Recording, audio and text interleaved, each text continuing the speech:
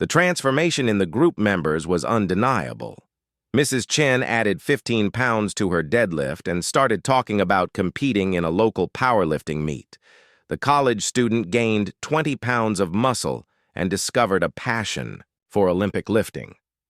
The heart attack survivor completed his first 5K run and set his sights on a half marathon. Each success story became fuel for the others, proof that the limitations they had accepted weren't as permanent as they had been, led to believe. But it was the change in Maya herself that was perhaps the most remarkable. The woman who had once whispered pathetic on the gym floor was now someone who others sought out for guidance and encouragement. Her own physical progress had continued. Steadily, she could now do 60 push-ups, had returned to rock climbing on easier routes, and felt stronger and more capable than she had before her accident. But more importantly, she had discovered that her greatest strength wasn't in what she could achieve for herself, but in what she could help others believe was possible for themselves. The program they had started, which they eventually named Refuse to Settle, began attracting attention beyond their small gym. Other fitness facilities reached out, asking if Maya and Sophia would be willing to consult on inclusive training programs. Medical professionals started referring patients who needed not just physical rehabilitation, but psychological encouragement to believe in their own recovery potential. Maya was invited to speak at a conference about adaptive fitness, where she shared the podium with certified trainers, physical therapists, and sports psychologists. Standing at the microphone, looking out at an audience of professionals who had far more credentials and experience than she did, Maya felt a moment of the old panic. Who was she to be here? What could she possibly contribute to this conversation? But then she thought about Sophia's transformation, about Mrs. Chen's deadlifts, about every person in their program who had been told they couldn't do something and had proved that assessment wrong. She thought about her own journey from 8 pathetic push-ups to this moment, speaking to people whose job it was to help others get stronger. 6 months ago, she began, I was lying on a gym floor, crying because I couldn't do 10 push-ups. The voice in my head was telling me I was pathetic, that I should accept my limitations, that some people just aren't meant to be strong. Today I want to talk about the danger of that voice, not just when it's in our own heads, but when it comes out of the mouths of people in positions of authority, people whose job it is to help others achieve their goals. What followed was the most honest presentation Maya had ever given about anything. She talked about the difference between acknowledging current limitations and accepting permanent ones. She shared the stories of her program participants, with their permission, as evidence that potential is almost always greater than performance suggests. She challenged her audience to consider how their own assumptions and biases might be limiting their clients' possibilities. The response was overwhelming. Trainers approached her afterward with stories of clients they had underestimated. Medical professionals shared their frustration with the tendency to focus on what patients couldn't do rather than what they might become capable of. Several audience members asked for resources, wanting to implement similar programs at their own facilities. But the conversation that stayed with Maya long after the conference ended came from a young trainer who couldn't have been much older than Sophia. I think I might be the problem, he said, his voice heavy with realization. I think I've been limiting people without meaning to, telling them to be realistic when I should have been helping them explore what's possible. How do I change that? How do I become the kind of trainer who builds people up instead of managing them down? Maya looked at this young professional, so earnest in his desire to do better, and realized that this was what revolution actually looked like. Not dramatic confrontation, but individual people choosing to challenge their own assumptions and change their approach one client at a time. Start by believing that your current assessment of someone's capabilities is probably wrong, she said. Not because you're incompetent, but because people are capable of more than they appear to be, especially when someone believes in them and gives them the support to surprise themselves. The conference marked a turning point for Maya's program and her own understanding of what she had accidentally created. What had started as a simple partnership between two struggling individuals had evolved into a model for how fitness spaces could be more inclusive, more encouraging, more focused on expanding possibilities rather than managing expectations. But perhaps more importantly, it had shown Maya that her accident, the thing that had seemed like the end of her story, had actually been the beginning of a different and more meaningful chapter. The woman who had once defined herself by her ability to conquer mountains and finish races had discovered something more valuable: the ability to help others find their own peaks to climb. As she drove home from the conference, Maya thought about the journey that had brought her to this moment. From 8 push-ups and a whispered pathetic to 60 push-ups and a program that was changing lives. From someone who needed help believing in her own potential to someone who others turned to for encouragement and guidance. The most profound realization was that she hadn't needed to return to her pre-accident level of fitness to become the hero of her own story. She had become a hero by refusing to accept the limitations that others had tried to impose on her, and then by helping others do the same.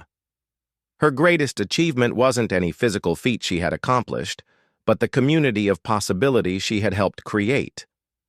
When she walked into the gym that evening for what had become her favorite part of the week, the group training session where people came to work toward goals they had been told were unrealistic, Maya saw Mrs. Chen loading a barbell for deadlifts, Sophia spotting the college student on bench press, and 3 new faces who had heard about the program and wanted to see what "refuse to settle" was all about. In that moment, surrounded by people who were living proof that potential is always greater than it initially appears, Maya understood that the word pathetic had been transformed completely. It was no longer the voice of limitation and self-doubt. It had become the starting point for every success story, the before picture that made the after picture meaningful, the reminder that where you begin has no relationship to where you can end up if you refuse to give up on yourself. The hero who rose from 8 push-ups wasn't the woman who could now do 60. It was the woman who had learned that true strength isn't measured by what your body can do on any given day, but by your willingness to keep showing up, keep trying. Keep believing in possibility even when everyone around you suggests you should settle for less. And that hero, Maya realized, had been there all along. Not in the athlete she used to be, but in the person she had chosen to become when everything fell apart and she decided to build something better from the pieces. Fluorescent lights buzzed overhead like angry wasps as Maya collapsed onto the cold gymnasium floor, her arms trembling uncontrollably after managing only 8 measly push-ups. The sound of her ragged breathing echoed in the otherwise silent space, mixing with the distant hum of the ventilation system that seemed to mock her struggle. Around her, the empty gym felt cavernous, its polished wooden floors reflecting her crumpled form like a mirror she desperately wanted to avoid looking into. "Pathetic," she whispered to herself, the word slipping out like poison between her lips. It was the same word that had haunted her for months, ever since the accident that had changed everything. The same word her physical therapist had tried so hard to banish from her vocabulary, the same word that crept into her thoughts every morning when she looked at herself in the mirror, seeing the pale shadow of who she used to be. 6 months ago, Maya Rodriguez had been a different person, entirely. At 28, she had been the epitome of strength and athleticism, a competitive rock climber who could scale vertical walls that made others dizzy just looking up at them, a marathon runner whose personal best had qualified her for Boston, a woman whose Instagram feed was filled with breathtaking photos from mountain peaks and finish lines. Her apartment had been a shrine to her achievements, medals hanging from custom-made displays, trophies gleaming on every shelf, photographs of her conquering everything from the grueling Tough Mudder races to technical climbing routes that had challenged her both physically and mentally. But that version of Maya felt like a stranger now, a character from someone else's story. The climbing accident on that fateful Tuesday morning had shattered more than just her left leg and 3 ribs. It had fractured her entire sense of identity. The doctors had been optimistic, using words like full recovery and return to normal activities. But they hadn't understood that normal for Maya wasn't walking to the grocery store or climbing a flight of stairs without wincing. Normal for Maya was pushing her body to its absolute limits, feeling the burn of lactic acid in her muscles as a badge of honor, experiencing the pure euphoria that came from achieving something that most people would never even attempt. The rehabilitation process had been a cruel lesson in humility. Simple exercises that she would have laughed at before the accident now left her exhausted and defeated. Walking on a treadmill for 10 minutes was a victory. Lifting 5-pound weights felt like an insurmountable challenge. And push-ups, those fundamental movements that had once been as natural to her as breathing, had become her nemesis, her white whale, the mountain she couldn't climb. Today marked her first attempt at returning to what she laughably called real exercise. The gym membership had been gathering dust for half a year, but something deep inside her had finally stirred awake last week when she caught her reflection in a store window and didn't recognize the person staring back. The stranger in the glass had hollow cheeks, shoulders that curved inward like they were trying to protect something fragile inside, and eyes that held none of the fire she remembered burning there. The push-up challenge she had set for herself seemed reasonable in her mind. 50 repetitions, the same number she used to knock out as a warm-up before her real workout began.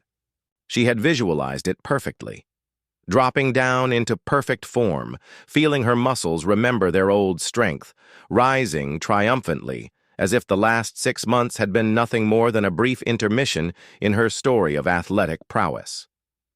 Reality, however, had been swift and merciless in its correction.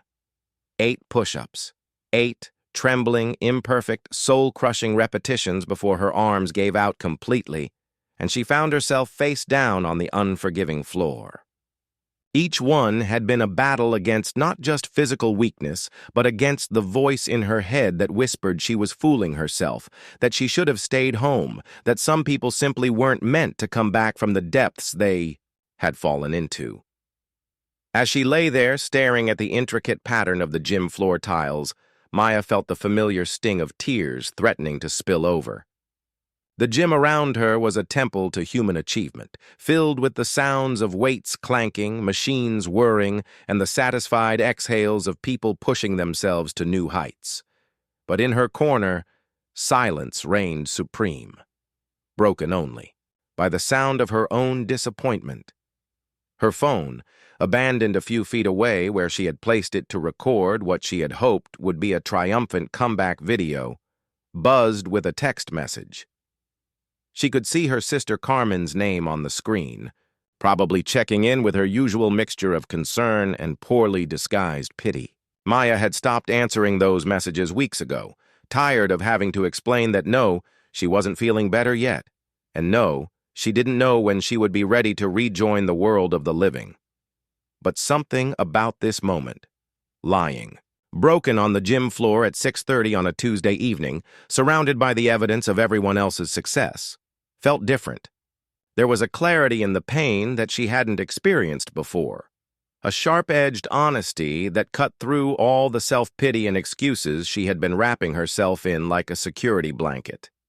She thought about her climbing mentor, Elena, who had always said that the mountain doesn't care about your excuses, your fears, or your past victories. The mountain only cares about what you're willing to do right now, in this moment, with the strength you actually have, rather than the strength you wish you possessed.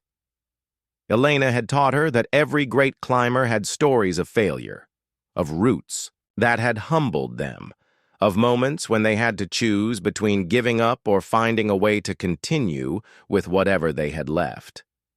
Maya pushed herself up onto her hands and knees, her arms still shaking but somehow steadier than they had been. A few minutes ago, the gym floor felt less like a place of defeat and more like a starting line, unmarked and unpromising but real nonetheless. She looked around at the other people in the gym, each absorbed in their own journey, each fighting their own battles, against gravity, fatigue, and the limitations of human flesh. In the corner, an elderly man was doing seated exercises with resistance bands, his movements careful and deliberate, his face showing the concentration of someone who understood that every repetition mattered. Near the free weights, a woman with a prosthetic leg was executing perfect deadlifts, her form flawless, her determination evident in every controlled movement. At the far end of the cardio section, a teenager who couldn't have weighed more than 90 pounds, soaking wet, was running on a treadmill with the focused intensity of someone training for something important. Each of them had their own version of 8 push-ups, Maya realized. Each of them had their own starting point, their own definition of what constituted victory, their own relationship with the word pathetic. But they were all here, showing up, doing the work, refusing to let their current limitations define their future possibilities. Maya wiped her eyes with the back of her hand and positioned herself back in push-up stance. Her form was far from perfect. Her elbows flared wider than they should. Her core wasn't as tight as it could be. Her breathing was already labored before she even began. But she lowered herself down and pushed back up, counting 1 in a voice, barely above a whisper. The second repetition was harder than the first, the third harder than the second. By the time she reached 8 again, her arms were screaming in protest, her face was flushed red with exertion, and sweat was beading on her forehead despite the air conditioning that kept the gym at a comfortable temperature. But instead of collapsing this time, she paused at the top of the movement, holding herself steady, breathing deeply, and preparing for number 9. It took everything she had, every ounce of stubborn determination she could summon from the depths of her wounded pride, but she managed to lower herself down and push back up one more time. 9 push-ups. It was still pathetic by her old standards, still embarrassingly far from the 50 she had originally envisioned, but it was also 1 more than she had managed 15 minutes earlier, which meant it was proof that improvement was possible, that her body still remembered how to adapt and grow stronger, that the story she had been telling herself about being permanently broken might not be the truth after all. She managed 10 before her arms finally gave out. And this time, when she lowered herself to the floor, it felt less like defeat and more like the end of a successful first chapter. The word pathetic was still there in her mind, but it had company now. Words like persistent and determined and beginning were crowding in around it, changing the narrative in small but significant ways. As she gathered her belongings and prepared to leave the gym, Maya caught sight of herself in one of the mirrored walls.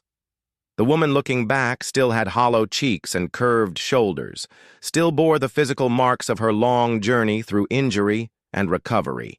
But there was something different in her eyes now, a small spark that hadn't been there when she walked in.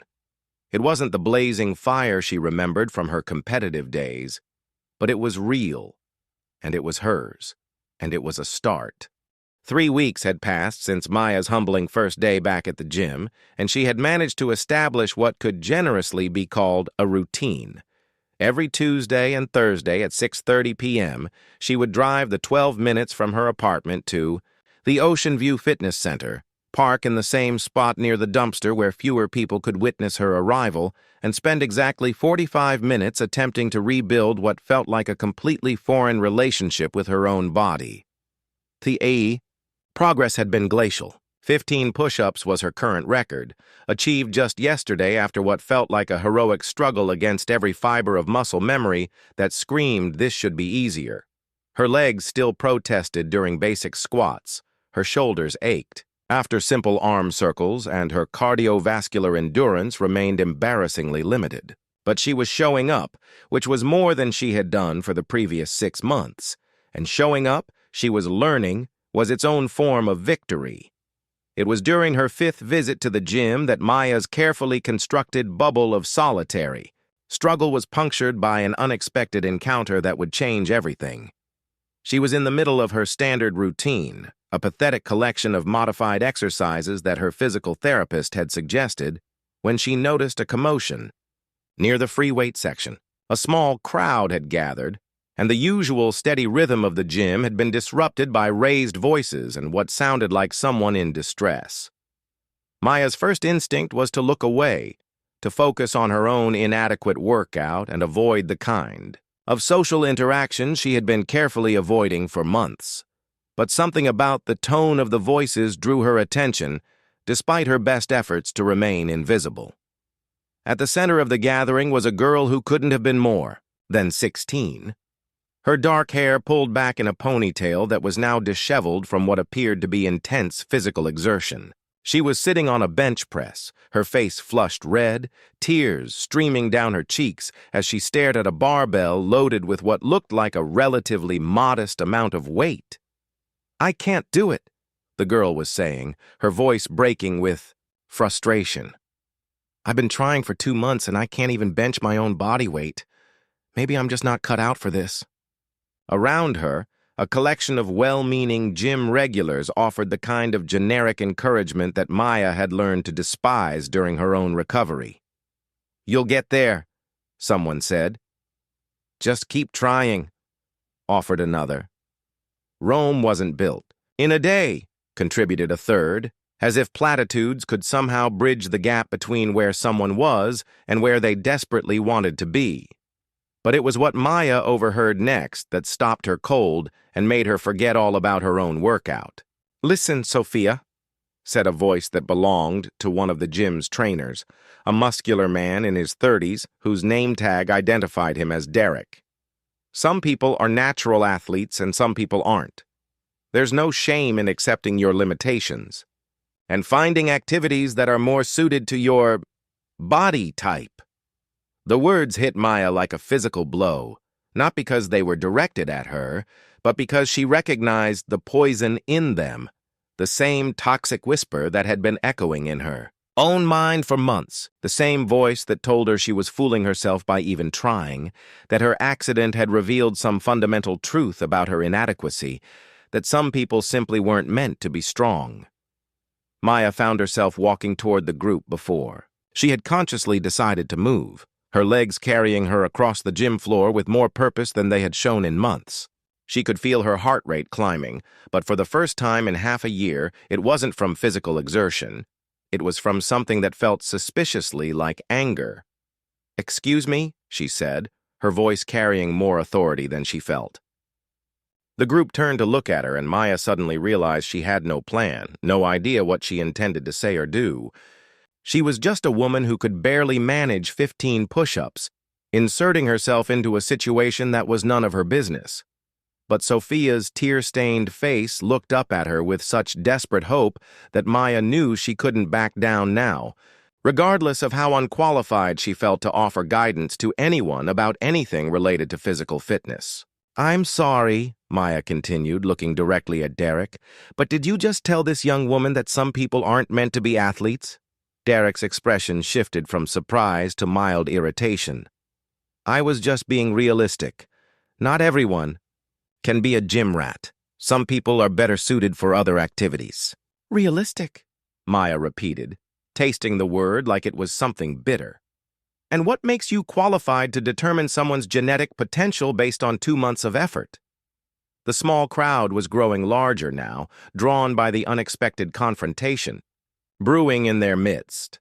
Maya could feel their eyes on her, could sense their curiosity about this pale, thin woman who had the audacity to challenge the gym's authority figures despite looking like she had never seen the inside of a fitness facility before. "Look, lady," Derek said, his patience clearly wearing thin. "I've been training people for 8 years. I know talent when I see it, and I know when someone is fighting an uphill battle against their own genetics." 8 years, Maya said, nodding thoughtfully. "In 8 years, what's the longest you've ever watched someone struggle with the same goal?" Derek looked confused by the question. "What do you mean?" "I mean, how long have you personally observed someone working toward a specific fitness goal? Months, a year? Because I'm curious about your sample size for determining what's possible for the human body to achieve." The trainer's confusion was evident, but he answered anyway. "I guess maybe 6 months. Most people either see results quickly or they give up."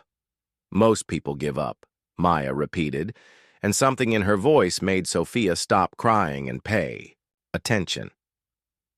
And you've decided that giving up is actually the smart choice, the realistic choice, rather than the easy choice. Maya turned to address Sophia directly, blocking out Derek and the growing crowd of onlookers. "What's your name?" "Sophia," the girl whispered. "Sophia, I want to ask you something, and I want you to think carefully before you answer. Do you want to be able to bench press your body weight because you think it will make you look a certain way? Or because achieving it would prove something to yourself about what you're capable of?" Sophia wiped her eyes with the back of her hand. "The second one. I've never been strong at anything. I was always the last one picked in PE, always the one who couldn't keep up. I thought maybe if I could do this one thing, if I could prove to myself that I could get stronger, then maybe I could believe that I'm not as weak as everyone thinks I am." The honesty in Sophia's answer hit Maya square in the chest because she recognized it as the same desperate hope that had driven her to the gym 3 weeks ago, the same need to prove that she was more than the broken thing she had become. "How much do you weigh?" Maya asked. 125. Maya looked at the barbell on the bench press. Even from a distance, she could see it was loaded with significantly less weight than Sophia's goal. "And how much weight is on that bar, right now?" 85 pounds. I can't even get it off my chest." Maya walked over to the bench press and examined the setup. The bar was positioned correctly, the safety bars were in place, and the weight, while challenging for someone of Sophia's size and experience level, wasn't inherently unreasonable. "Derek," Maya said, turning back to the trainer, "when you work with clients who are struggling with a particular exercise, what's your standard protocol?" "We modify the exercise or find alternatives that better suit their abilities. You give up on the original goal. I find more appropriate goals." Maya nodded slowly, as if Derek had just proved a point she had been trying to make. "What if I told you that 6 months ago I could do 50 push-ups without breaking a sweat, and 3 weeks ago I could barely manage 8? The crowd stirred with interest, and Derek's expression shifted from irritation to curiosity despite himself. "I'd say you're either lying or you suffered some kind of injury or illness that affected your fitness level." "Climbing accident," Maya confirmed. "Shattered leg, broken ribs, 6 months of recovery. But here's the interesting part. Last week, I managed 20 push-ups. This week, I hit 25. Now, according to your logic, I should have accepted my new limitations and found activities more suited to my current body type. But instead, I kept showing up, kept trying, kept pushing against what seemed possible." She turned back to Sophia, who was listening with rapt attention. "The difference between someone who achieves their goals and someone who gives up isn't talent or genetics or natural ability. It's the willingness to show up on the days when showing up feels pointless, to try again after failing in front of people, to believe that your current limitations are not your permanent reality." Maya surprised herself by reaching out and placing a hand on Sophia's shoulder.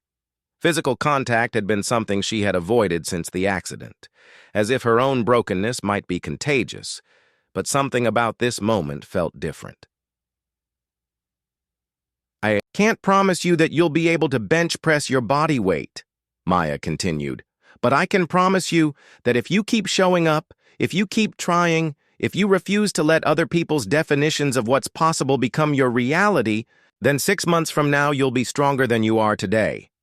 And that strength won't just be physical." Sophia looked up at her with eyes that held the same desperate hope Maya had seen in her own reflection 3 weeks ago. "Will you help me?" Sophia asked, her voice small but determined. The question caught Maya completely off guard. Help? She could barely help herself. She was still struggling with basic exercises, still fighting to rebuild the most fundamental aspects of her own fitness. What could she possibly offer someone else? But as she looked at Sophia's face, Maya realized that expertise wasn't what the girl was asking for. She wasn't looking for someone who could teach her perfect form or design optimal training programs. She was looking for someone who understood what it felt like to be told you weren't good enough. Someone who knew the difference between giving up and giving in. Someone who had faced their own limitations and chosen to keep fighting anyway. "I'm not a trainer," Maya said carefully. "I'm not an expert. 3 weeks ago, I was crying on this gym floor because I couldn't do 10 push-ups." "But you didn't give up," Sophia said. "No," Maya admitted. "I didn't give up." "Then you're already more qualified than anyone else here to help me not give up either?" Derek started to protest. "Now wait a minute, you can't just—" "Actually," Maya interrupted, feeling a surge of confidence she hadn't experienced in months, "I can. Sophia, if you want to train with someone who believes that your current performance is not your permanent potential, then I'm willing to figure this out with you. But I need you to understand that it's going to be messy and imperfect, and probably embarrassing sometimes. More embarrassing than crying in front of everyone because I can't lift 85 pounds? Maya smiled, and it was the first genuine smile she had felt cross her face since before the accident. Fair point. As the crowd began to disperse, Derek shaking his head in disapproval, Maya found herself in the unexpected position of having made a commitment she had no idea how to fulfill. She had offered to help train someone when she could barely train herself, had promised guidance when she was still finding her own way, had become a mentor when she still felt like a student struggling with the most basic lessons. But as she watched Sophia wipe away the last of her tears and prepare to attempt another repetition on the bench press, Maya realized that maybe that was exactly what qualified her for this role. Maybe the best person to help someone climb out of a hole wasn't someone who had never fallen in, but someone who was still covered in dirt from their own excavation. Someone who knew firsthand that the way out was messy and slow and required, showing up even when, especially when, you didn't feel like it. "Okay," Maya said, taking off her jacket and setting it aside. "Let's start with proper form, and then we'll work on building the strength to support it. But first, I need you to promise me something." "What?" "Promise me that no matter how long it takes, no matter how many times you fail, no matter what anyone else says about your potential or your limitations, you won't give up on this goal until you've given it everything you have to give." Sophia looked at the barbell, then back at Maya, then at her own hands as if seeing them clearly for the first time. "I promise," she said. And in that moment, Maya realized she had just made the same promise to herself. The partnership between Maya and Sophia began awkwardly, like two people trying to learn a complicated dance while the music kept changing. Neither of them knew what they were doing, but they showed up anyway. Maya with her carefully researched exercise modifications printed from YouTube videos and fitness blogs, Sophia with a notebook where she meticulously tracked every rep, every weight increase, every small victory and crushing defeat. Their first month together was a masterclass in mutual humility. Maya would demonstrate a movement only to realize her form was terrible, leading to 20-minute sessions where they both watched technique videos on Maya's phone, pausing and rewinding as they tried to decode the mysteries of proper squat depth and shoulder blade retraction. Sophia would attempt a new exercise with such fierce determination that she'd forget to breathe, turning red-faced and dizzy, while Maya frantically reminded her that oxygen was, in fact, a requirement for athletic performance. But something magical began to happen in the spaces between their failures. When Maya's arms gave out during her 30th push-up, a number that would have been laughable to her former self, but felt like conquering Everest to her current reality, Sophia would cheer, as if she had just witnessed a world record. When Sophia finally managed to bench press 90 pounds, a mere 5-pound increase from where she had started, Maya found herself fighting back tears of pride that surprised her with their intensity. The gym regulars watched their unlikely partnership with a mixture of amusement and skepticism. Derek, the trainer who had initially dismissed Sophia's potential, would shake his head whenever he saw them working together, clearly convinced that their enthusiasm would fizzle out within a few weeks. Other members seemed puzzled by the sight of a recovering athlete training alongside a complete beginner, as if the natural order of the gym ecosystem had been disrupted by their collaboration. But Maya and Sophia had created something that transcended the usual hierarchy of athletic ability. They had built a micro-community of two, united not by their current strength, but by their shared commitment to becoming stronger than they were yesterday. Their workouts became less about following perfect programming and more about showing up authentically, celebrating progress in whatever form it took, and refusing to let temporary setbacks become permanent defeats. It was during their 6th week together that the first major test of their partnership arrived, disguised as what should have been a routine training session. Maya had been pushing herself harder than usual, encouraged by what felt like accelerating progress. Her push-up count had climbed to 35, her squats were deeper and more controlled, and for the first time since the accident, she had managed to complete a full workout without needing to rest between every exercise.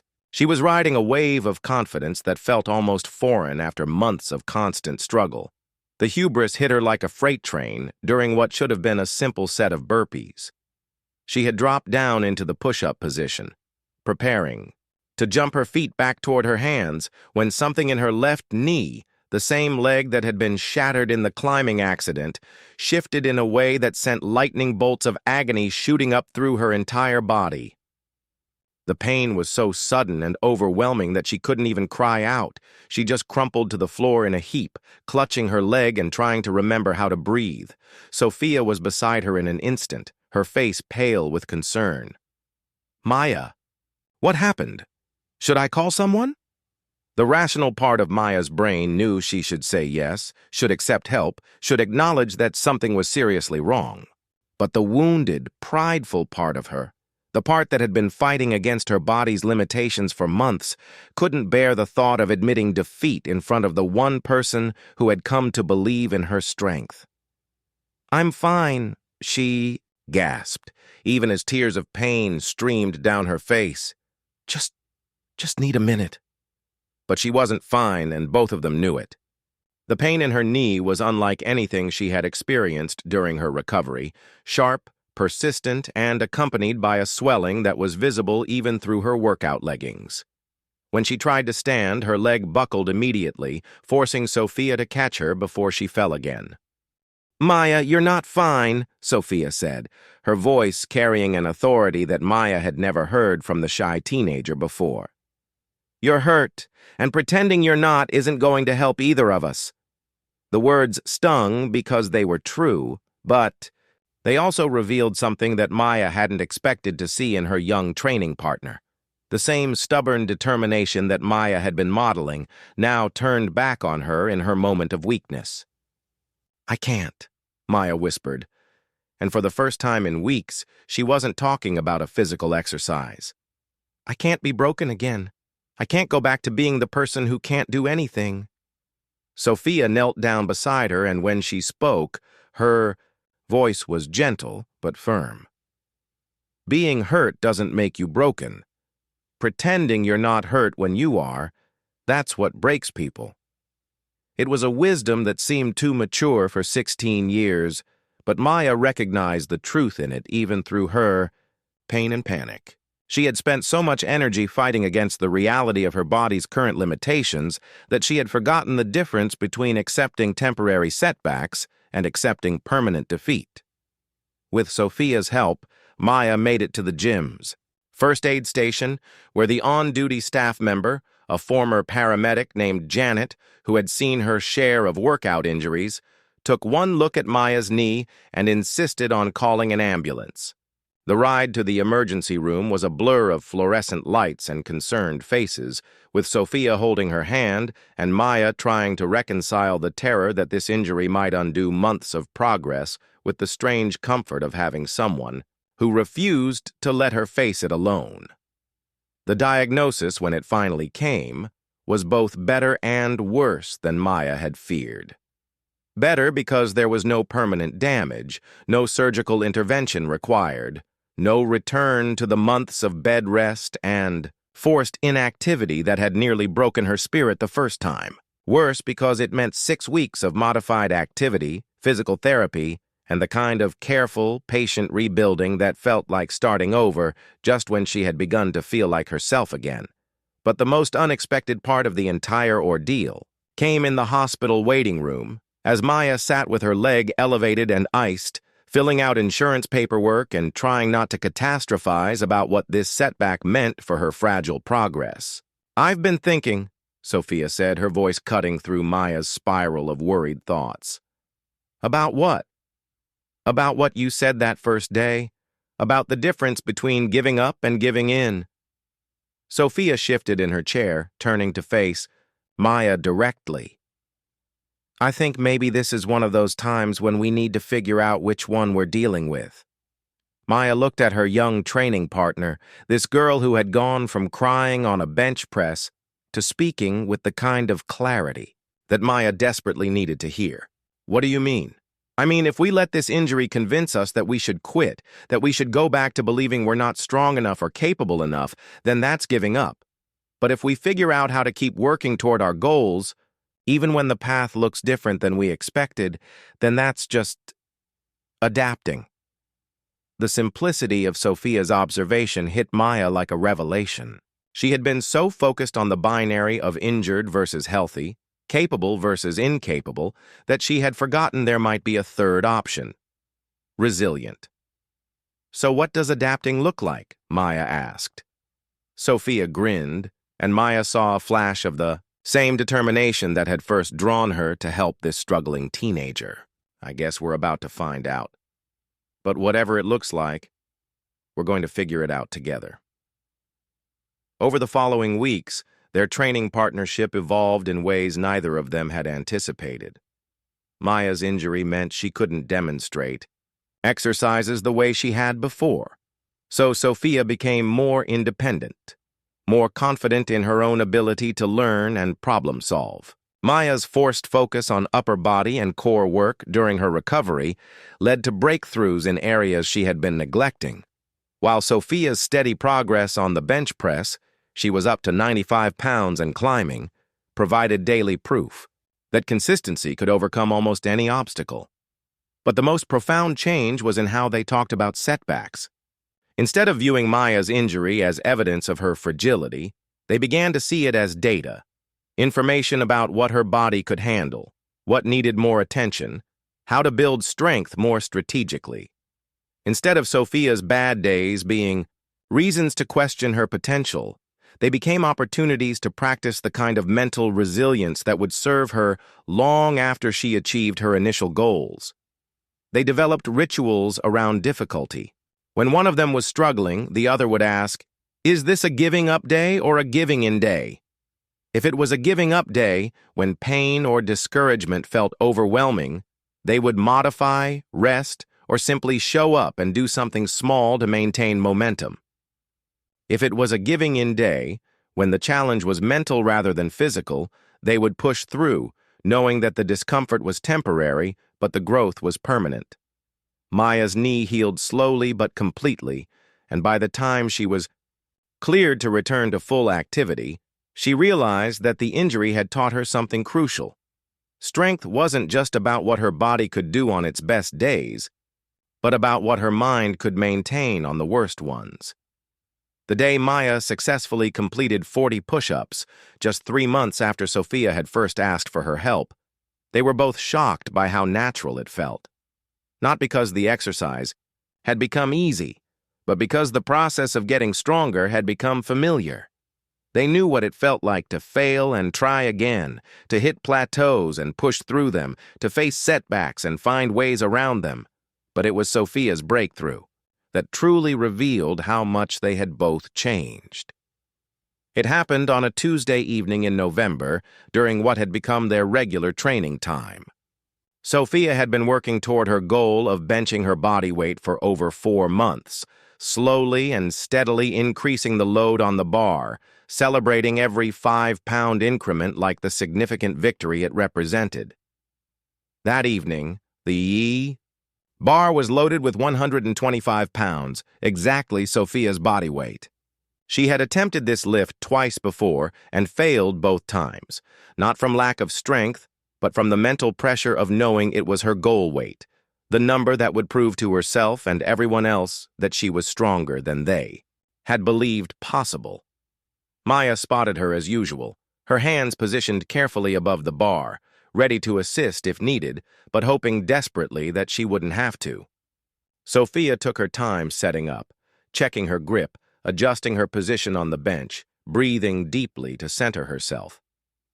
When she finally unracked the bar and lowered it to her chest, Maya could see the concentrated determination in her young partner's face. The ascent was slow, controlled, and absolutely beautiful in its demonstration of earned strength. When Sophia's arms locked out at the top, completing the lift, both women stared at each other for a moment in stunned silence before erupting, in celebration that drew the attention of everyone in the gym. But what moved Maya to tears wasn't just Sophia's achievement. It was the realization that somewhere in the process of helping someone else believe in their own potential, she had rediscovered her own. The woman who had once collapsed after 8 push-ups, who had whispered pathetic to herself on the gym floor, had become someone who could guide another person through their own transformation. As they packed up their things that evening, both, glowing with the satisfaction of a goal achieved and a partnership that had exceeded all expectations, Sophia asked the question that would set the stage for everything that came next. "Maya," she said, "what if we're not the only ones who need to hear what you told me that first day?" Maya looked at her, puzzled. "What do you mean?" "I mean, what if there are other people out there who are being told they're not cut out for this, who are giving up on themselves because someone convinced them their current limitations are permanent?" Sophia's eyes were bright with possibility. What if we could help them the same way we helped each other? The idea hit Maya like lightning, illuminating a path forward she hadn't even known she was looking for. All this time, she had been focused on her own recovery, her own goals, her own journey back to strength. But what if that journey had been preparing her for something bigger than just personal achievement? What if her greatest victory wouldn't be reaching her former level of fitness, but using her experience to help others discover their own potential? "What are you suggesting?" Maya asked, though part of her already knew. Sophia grinned, and Maya saw in that expression the same fire she remembered burning in her own eyes during her competitive days. Not the fire of individual ambition, but the fire of purpose that extended beyond the self. "I think," Sophia said, "it's time we started a revolution." The revolution began quietly, the way most meaningful changes do, not with grand announcements or dramatic gestures, but with a simple conversation in a coffee shop 3 blocks from the gym where Maya and Sophia had forged their unlikely partnership. It was a Saturday morning in December, 6 months after Maya's first humiliating encounter with 8 push-ups, and the 2 women sat across from each other with notebooks spread between them like battle plans. What had started as Sophia's impulsive suggestion about helping others had evolved into something neither of them had anticipated. A genuine movement to challenge the toxic culture of limitation that pervaded not just their gym, but fitness spaces, everywhere. "Tell me again what Derek said to that new member yesterday," Maya said, her pen poised over a page titled "Documentation of Discouraging Interactions." Sophia flipped through her own notebook, which had transformed from a simple workout log into a detailed record of every dismissive comment, every limiting belief, every moment when someone's potential had been diminished by someone else's narrow definition of capability. He told Mrs. Chen, the woman who just started coming in after her doctor recommended strength training for her osteoporosis. He told her that women over 60 shouldn't bother with weights heavier than 5 pounds because their bones are too fragile and they're just asking for injury. Sophia's voice carried the indignation that had become her trademark whenever she witnessed this kind of casual discouragement. Maya wrote it down, adding it to a list that had grown disturbingly. long over the past month. Since they had started paying attention, they had documented dozens of instances where gym staff and even fellow members had essentially told people to lower their expectations, accept their limitations, and settle for less than what they truly wanted to achieve.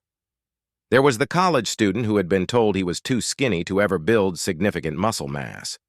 The middle-aged man recovering from a heart attack who had been discouraged from attempting any cardiovascular exercise more challenging than a leisurely walk. The woman with cerebral palsy who had been steered away from strength training toward more appropriate activities like gentle stretching. Each story was a variation on the same theme. Someone in authority deciding that certain goals were unrealistic for certain people, without ever giving those people the chance to surprise themselves. "The thing that gets me," Maya said, reviewing their notes, "is how confident they all sound when they're crushing people's dreams. Like there's some scientific basis for telling someone they'll never be strong or fast or capable, when really, they're just making assumptions based on appearances and stereotypes." Sophia nodded vigorously. "It's like they think they're being helpful by managing expectations, but really, they're just stealing possibilities from people who might have proved them wrong." The irony wasn't lost on either of them. Maya, who had been written off as permanently diminished by her own injuries, was now stronger than she had been before her accident, in many ways that mattered more than simple physical metrics. Sophia, who had been dismissed as not naturally athletic, had not only achieved her original goal, but had set new ones that would have seemed impossible when she first walked into the gym. Their success wasn't the result of discovering hidden genetic gifts or accessing some secret training methodology. It was the product of something much simpler and more profound, refusing to accept other people's definitions of their limitations. "So what exactly are we proposing?" Maya asked, though part of her already knew the answer was bigger than anything she felt qualified to handle. Sophia leaned forward, her eyes bright with the kind of intensity Maya remembered from her own competitive days. "I think we need to start a program, something official. Something that gives people permission to ignore everyone who tells them they can't do something." "A program," Maya repeated. "Like classes? Like mentorship?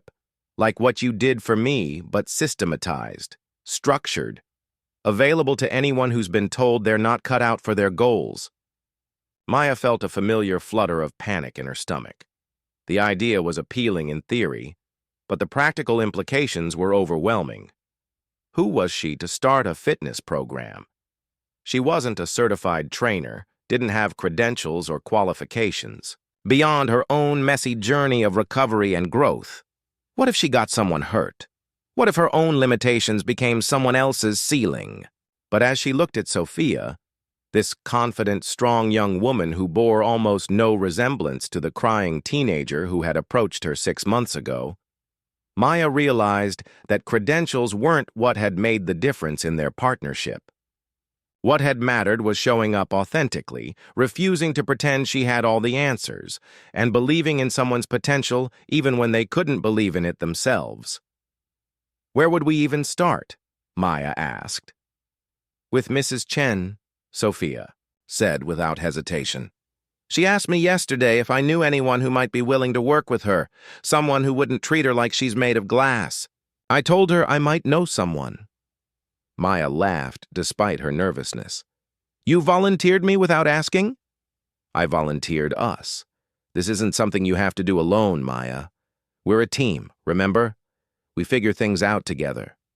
The simplicity of Sophia's confidence was both terrifying and inspiring. She spoke as if there was no question about whether they should do this, only questions about how to do it well. As if helping people discover their own strength was a natural extension of the work they had already been doing, rather than a massive leap into unknown territory. Over the following week, Maya found herself thinking constantly about Mrs. Chen, about Derek's dismissive comment, about all the people who were being told to settle for less than their dreams demanded.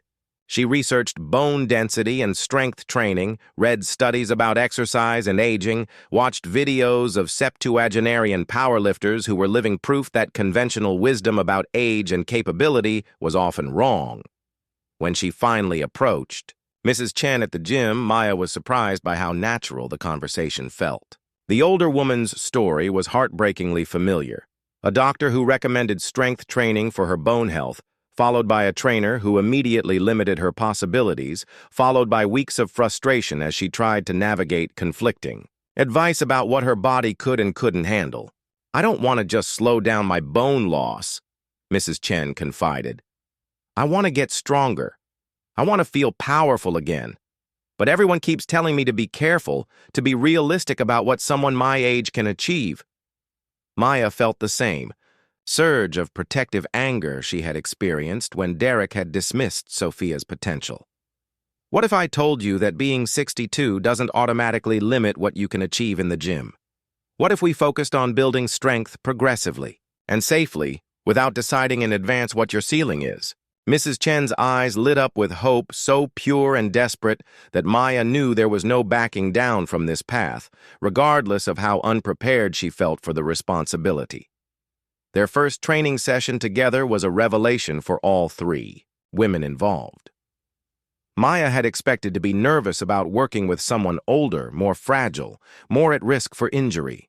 Instead, she discovered that Mrs. Chen approached training with the same methodical determination that had made her successful. In her career as a civil engineer, she asked thoughtful questions, listened carefully to instructions, and pushed herself with exactly the kind of intelligent intensity that Maya recognized as the hallmark of someone who was serious about achieving their goals. Within 2 weeks, Mrs. Chen was squatting with more weight than Derek had deemed appropriate for her entire training program. Within a month, she was deadlifting, doing modified pull-ups, and talking about her workouts with a pride and enthusiasm that transformed her entire presence in the gym. Word spread organically, the way news of possibility always does in communities, starved for hope. The college student, who had been told he was too skinny to build muscle, asked if he could join their informal training group. The heart attack survivor, inspired by Mrs. Chen's progress, wondered if there might be room for him, too. Soon, Maya and Sophia found themselves at the center of an ever-expanding circle of people who had been dismissed, discouraged, or written off, but who weren't ready to accept those verdicts as final. They started meeting officially twice a week, in a corner of the gym that had previously been used mainly for stretching and cool-downs. What began as practical training sessions evolved into something that felt more like group therapy, with participants sharing not just their physical goals, but the stories behind them, the doctors who had told them to lower their expectations, the trainers who had steered them toward more realistic objectives, the family members who had suggested they were too old, too weak, too different to pursue their dreams. Maya found herself becoming something she had never intended to be. Leader, a teacher, a voice of possibility in a culture of limitation. It wasn't a role she had sought or felt qualified for, but it was one that seemed to choose her, emerging naturally from her willingness to see potential where others saw problems.